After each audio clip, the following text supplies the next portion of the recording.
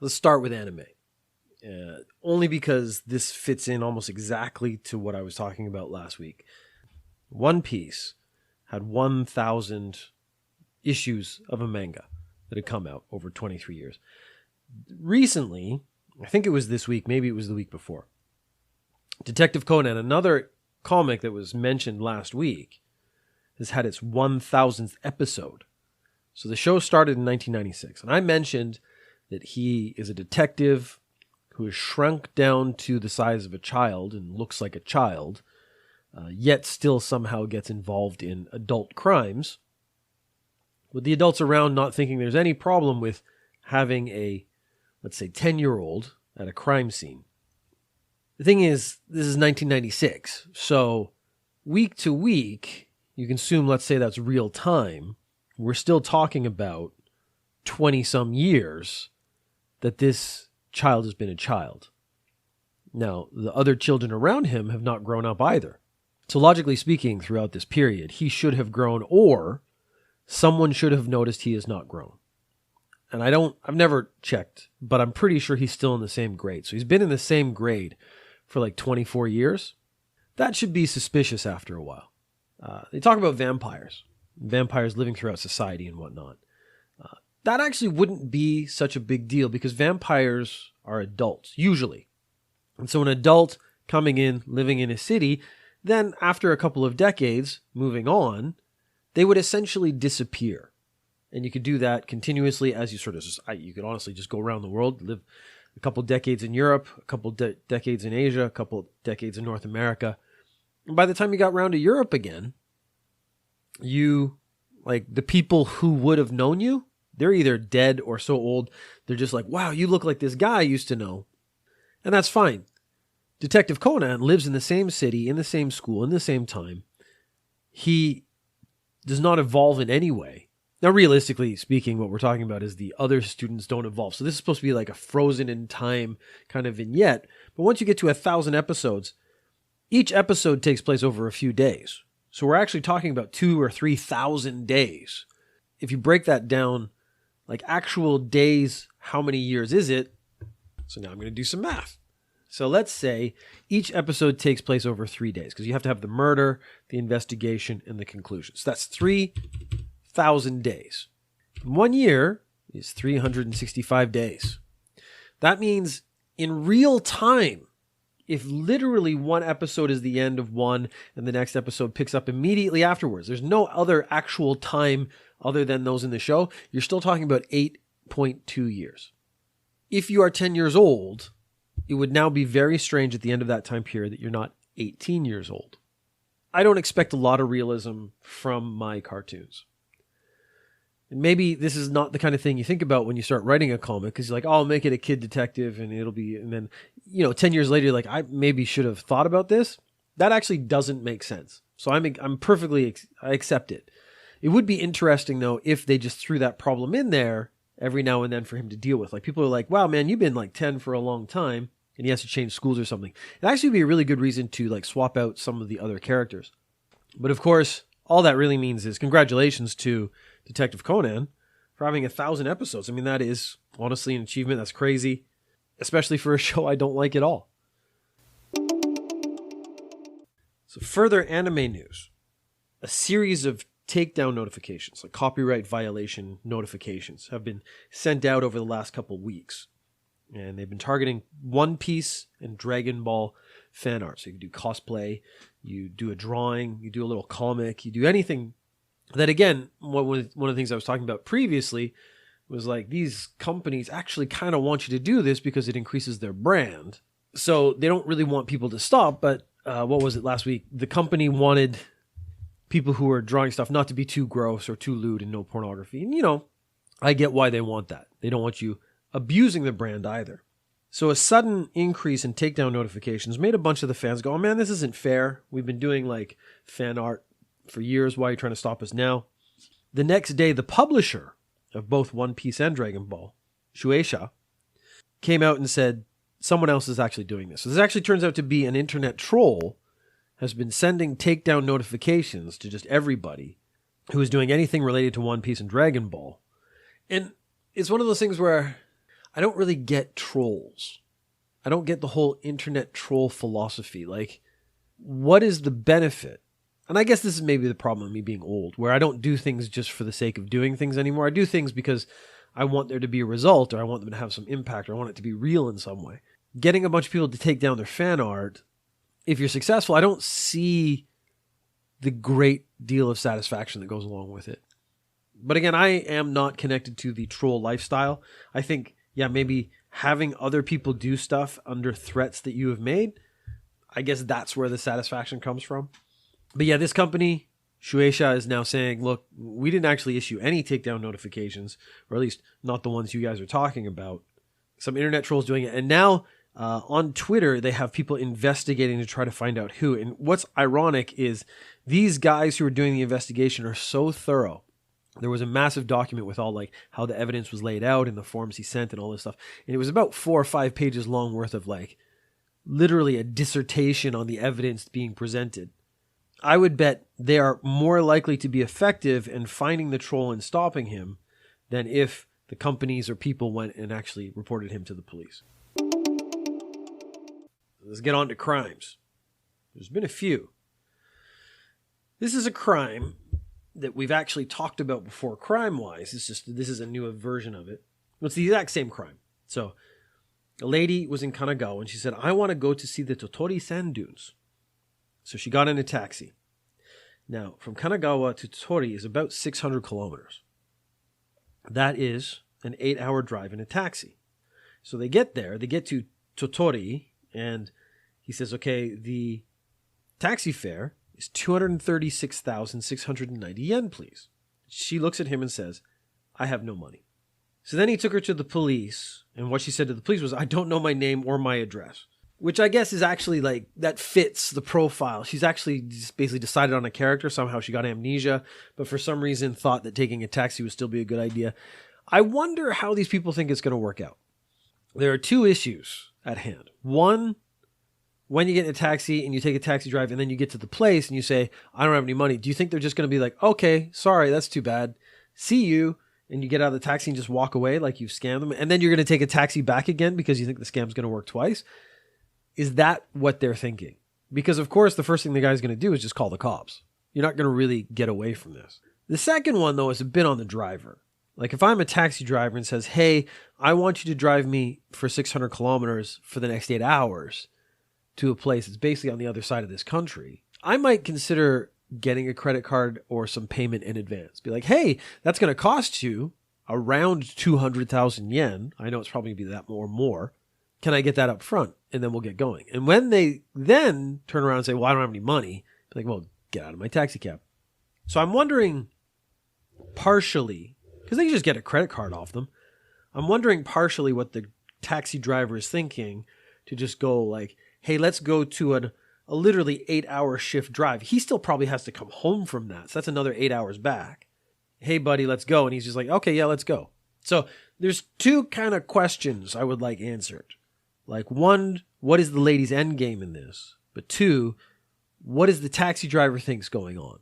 Why doesn't he get some assertion up front that you can actually get paid? Or is this a more common experience than I would think it would be? Because I can tell you, 236,000 yen, it is way, way cheaper to do the same trip on the train. Like, it's still going to be like 50,000 yen, let's say. But you're talking like, what, 1/5 or 1/4 the cost for the exact same trip. So that immediately is why it would be suspicious. Why are you taking a taxi when you could just take the train? And the irony here is he picked her up at the train station and dropped her off at the train station in the other city. So he essentially did the exact route, which would be significantly cheaper if she took the train. So here's a crime that I had not heard about before. I didn't know. I guess it's what they actually arrest them for is the part that's a bit confusing to me. 2 high school girls have been arrested. So they had a problem with another girl's boyfriend. And they said, what we want you to do is strip down so you're naked and kneel in front of us and apologize. I don't know what they were apologizing for. The story didn't get into sort of those details. Your alternative is to fight us both. So the girl strips down, gets down on her knees, and starts apologizing. There are 10 people in front of her, including the boyfriend who did not step in. So honestly, not much of a boyfriend as far as I'm concerned, because you'd be like, hey, bully girls, this isn't cool, unless they were somehow overpowering him. There may have been an age difference that I don't know about, so maybe these were like much older girls. But if they're getting involved with this other girl's boyfriend, I just assume they're similar ages. So there were 10 people standing around, so of course, them being young, there's a video of it, and that means there's evidence.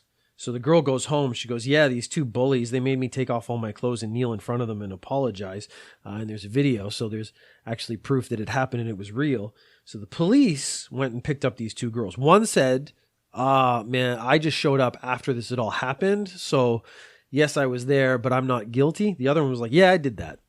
She was arrested for extortion. And that's the bit I find weird. There's two things, again, that are worth talking about. One is the apology culture in Japan.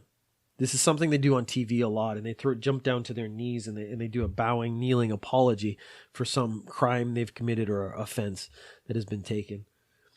I've actually seen a few times, they seemed like low-level Yakuza, like gang members, and they were like bullying this other guy, and then they were clearly threatening to beat him up.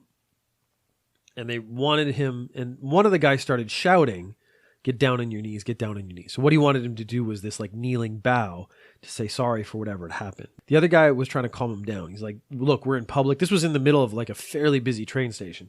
The other guy was like, hey, this is not the right place. Probably because there was a police box like about half a block away. So at any moment the police could come by and be like, what's all this noise?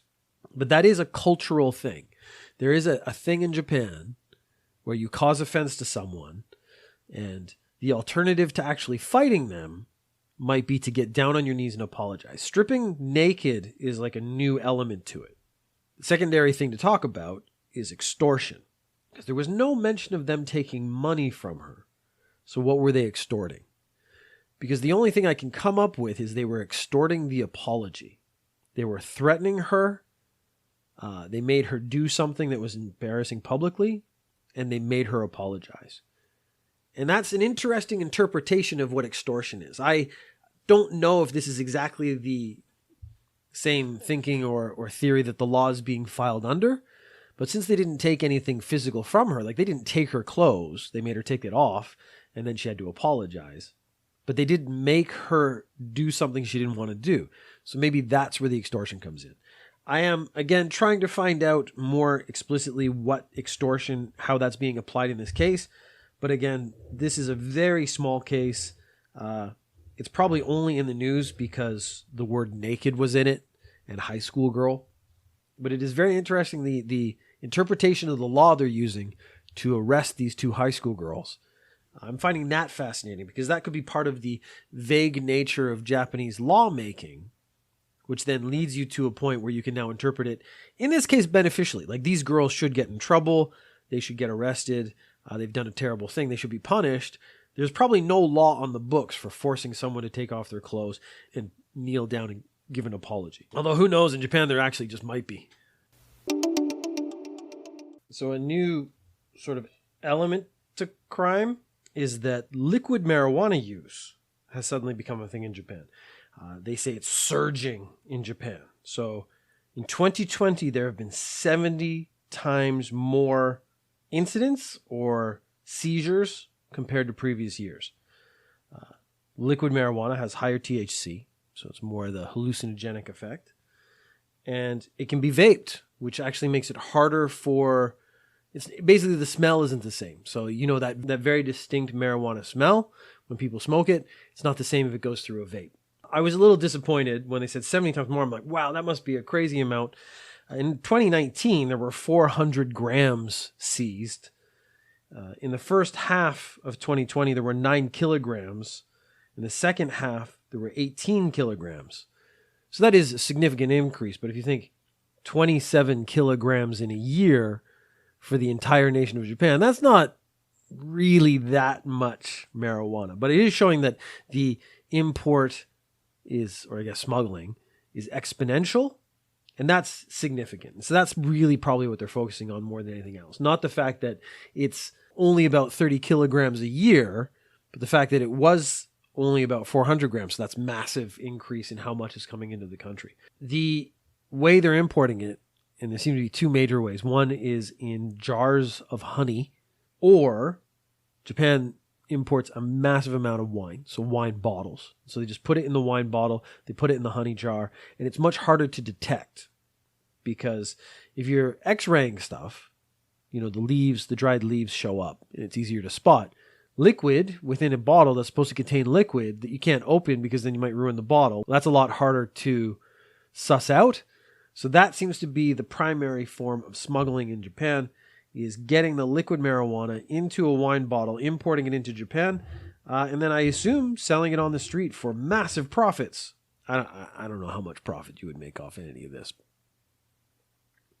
But I guess if there's zero and you have 30 kilos, all that money's yours. That's actually a pretty good system. I should stop praising criminals just now. And our last crime story is kind of a mix between the crime-corona connection, and it's Suga, the Prime Minister of Japan. He is saying that people who refuse to comply with COVID measures should be punished with fines or prison time. If you are a person and you get COVID and you refuse to be hospitalized when you should be, or you refuse to help with contact tracing, if you refuse to be hospitalized, it could be a 1,000,000 yen fine or 1 year in prison. If you refuse to answer questions or provide false information about contact tracing, that's 500,000 yen or 6 months in prison, maybe both. The interesting part, they're saying, who should make this determination, who should make this decision, is actually the hard part, because healthcare workers are already busy. They shouldn't be also acting like COVID police.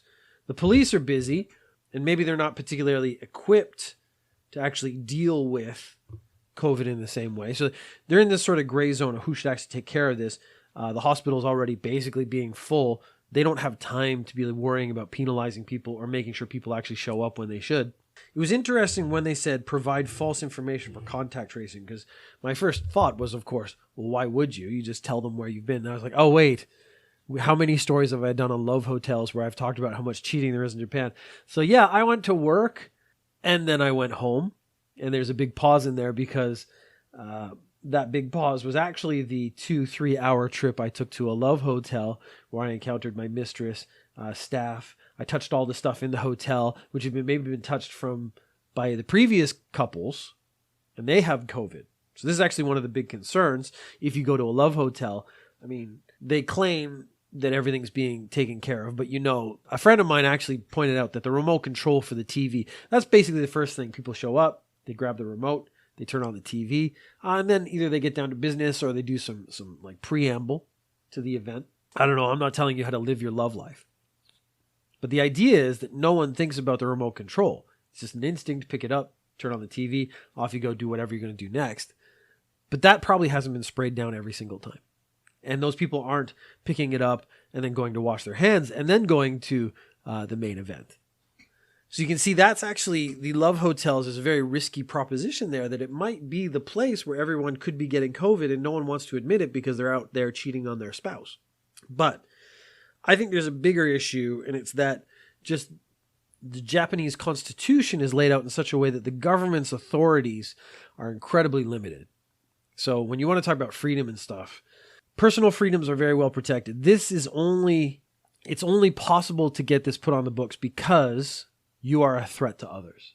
So that is where you start to impede on the personal freedoms of other people, and that is what they can make criminal, and that is where the law would come from. But yeah, if they don't know who's going to enforce the law, what happens is the law doesn't get enforced. So now we're on to Corona news. And this was interesting. The mayor of Hiroshima, he wants to provide free Corona tests for 800,000 people, which is a lot of people who live in Hiroshima. He's just look, we got to find out who has it, who doesn't. We'll get the tests out there. And then once we have the tests out, we can actually start, trying to take care of stuff. And then he started catching a ton of heat for it. So it almost seems like the guy who's trying to do the most, and maybe even the most effective thing, he was getting a lot of backlash for it. I think because he's making other people look bad. But it was an interesting story on the news. It was just on the TV news, so I didn't get a lot of details because they do their 2-minute segment and then move on. But they started reading people were angry, tweeting at him and stuff and saying you're being irresponsible. Where's the money coming from? The whole point is that he's trying to take care of his city and make sure that his citizens don't die. the money comes from taxes. That's the whole point of paying taxes. So yeah, I'll tell you where the money's coming from. It's coming from taxes. And then hopefully you don't die in Hiroshima. But I can tell you, if I lived in Hiroshima, I would vote for that guy again, because I'm on board. There was a student taking entrance exams. Entrance exams happened. And this was an interesting piece of math, because talking about Corona and, clusters and people not supposed to be in rooms together, they had 530,000 applicants in 681 locations. So let's do some quick math. 681. That means there was an average of 700 people in each location. It's actually the low estimate. That's a problem, because if coronavirus is a thing, which it is, and people can catch it from other people, which they do, having 700 people in a single location, that's a lot of people. But they have to do these entrance exams, because that's just the Japanese way. It's called the Common Test for University Admissions. I actually just learned that. That's pretty neat. There was one kid who was repeatedly told to cover his nose with his mask. So he was wearing his mask, probably wearing it over his mouth, but not over his nose. And then again and again, they tell him again, and he's refusing to do it. So he's just being like a little dick. We had that story about the guy who refused to wear a mask, and he got booted off an airplane, and then went to a hotel restaurant and got booted out. He didn't get booted out of the hotel, but I'm pretty sure they're not going to let him come back. This kid is on the same track. It might be his son. He got booted out of his exams. So the entrance exams are an annual thing. You have to do it every year if you want to get in. People fail regularly. I think you kind of sit for the university you want, which means if you miss it, you've actually missed out a bunch of opportunities that day to go to other universities that maybe you could have gotten in. So it's a pretty big thing. You want to apply for the best university you can get into, but you don't want to overshoot and miss your chance, because then you have to wait a year. Or you have to study again to try to get into the same university again next year. You do get to take it again. But this kid basically lost his chance for this year. So he's not going to be able to go to university this year. He's going to have to come back again next year because he wouldn't pull his mask up over his nose. All I can say, I hope it's worth it. This is one of those things where the people who, they want to make a stand on these things, it is their right to make a stand, but there are consequences. And I hope I hope you feel like it was worth it, because it's not like he wasn't wearing a mask. That's the bit to me. I was like, well, just pull it up. Just pull it up and do it right for whatever the 2, 3, 4 hours of the exams. And take it off when you walk out the door. I mean, at least then it's done. I don't know. Kid's not smart enough to go into university. He's not smart enough to know when to wear a mask properly. So I've mentioned a few times about the skepticism of new drugs, new vaccines and whatnot in Japan when it comes to the vaccine. Now, they have done a poll, and they say 70% of the people in Japan are willing to get the vaccine. And 70% is pretty close to what you need for herd immunity. So 70% is pretty good. But it says 31%, which actually ends up at being 101%. 31% of the people are skeptical. And again, a lot of people I've spoken to face-to-face, not a scientific survey. A lot of the older people are just flat out saying they will refuse to take a vaccine, which is scary, because what we could have is younger people who are more open to this. They all take the vaccine, so they're all safe. The older people who refuse to take the vaccine, they all get sick and die. You end up solving a weird demographic problem. There was a conspiracy theory early on in the COVID days, because it was particularly bad for older people, that this was a virus engineered by China to kill off the old people. And then it came to Japan, and it was to kill off all the old people, because that would solve demographic problems. Like a country like Japan, with an aging population, too many old people, too much pressure on the pension system and whatnot. It was a pretty solid conspiracy theory. I don't think it was true, but it was interesting. At least it was a good story. It'd be worth putting that into a movie sometime in the future. Interesting thing that I found was France actually has 45.2% of the people are skeptical and maybe don't want to take the vaccine, which was France being, in my image, a very liberal country. I thought they would be very on board with the vaccine. There must be some sort of historical precedent there that I don't know about, because that is significant. That is nearly half the people in the country are saying, no vaccine for me. there's a doctor who's come out, and he's not anti-vax because he's like, I'm very pro-vaccine for the flu because it's a proven medication. His concern is with the side effects, long-term side effects of gene therapy, because that's one of the vaccines is actually gene therapy. He's like, this is the kind of thing that it cures you of coronavirus, but 30 years from now, everyone gets cancer. His lack of faith actually comes from his lack of faith in pharmaceutical companies' data processes, because they're going to falsify data to get their vaccine out first, because that means that's the vaccine everyone buys, and they make a ton of money. And this swayed me for a minute. Like, I'm still not like anti-vax. If the vaccine is available to me, I will take the vaccine, because the side effect of not taking it is catching corona and dying. And I actually think 30 years down the line for me, cancer's already on the table anyways. That is a horrible way to think about it, but it's going to be cancer from my incredibly poor diet my whole life, or cancer from the vaccine. I'm actually willing to take my chances. Yeah, so this is the kind of thing. A doctor is saying this. Now, other doctors have come out and said, like, we've looked at the data, we've looked at the actual thing they're doing, we have a lot more faith in this. But that voice carries weight, especially with older people who have similar feelings, because it's the echo chamber effect where it's, I believe something. An authority has now said the same thing, therefore that authority is right, because they reconfirm what I already believe. Now I don't have to take the vaccine. I'm justified. But, and this is really dark, if we're talking about old people, cancer 30 years down the road is not a real significant issue for you. So really, take the vaccine. That is not how I wanted to end. But, oh wait, I got one more story. This is a much lighter story, so I'm going to end on this instead. NHK has said they're going to be incredibly generous and reduce it. NHK is a company that I despise because they charge you for TV, and it's TV I don't watch and I do not want. So I actually refuse to pay the NHK fees, which is illegal. So don't anyone tell them that I'm doing this. Basically, you just don't answer the door when they come to collect you. If you don't enter into the contract, you don't pay.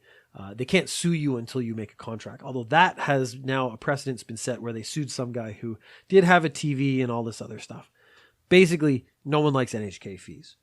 NHK television is pretty shit. Then I found out something else. So the first thing I found out was they were saying, we're going to make a substantial reduction of our fees by 2023. 10%. The fee right now is about 2,170 yen. They're going to basically take off 200 to 300 yen from that.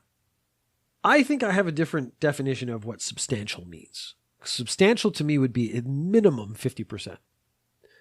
But NHK seems to think that any money they're not getting is incredibly generous of them because they're NHK and you should pay it as law. And they get into the same sort of routine of like how it's like a civic duty and stuff, and it's the law. But it's a law that they made, so I don't believe in it. Then you find out that they have 70 billion yen in reserve. So this is like in savings accounts and investments and stuff, which makes me question, how do they have 70 billion yen in reserve and still produce crap TV and still claim it's justified to collect 2,000 yen from every citizen of Japan? Because that is insane. It is absolute garbage. There's no way that this company should be this rich off the backs of citizens and yet provide almost no service. They do provide a TV channel. That TV channel is one I have never watched. And it also says to me their TV production should be way, way, way higher. Because if I had 70 billion yen in the bank, you know, the sound quality of this, we'd be having like soundscapes. You would actually see colors if you closed your eyes and listened to this podcast. That's how good it would be if I had 70 billion yen in the bank. But I don't. And that's why you get this the way it is right now. And I'm glad you're still listening to it. So that's a way better ending than the other one I was going to go for, which I was just about to repeat, which sort of defeats the purpose. So I'm going to stop now. Don't pay your NHK fees. They have too much money.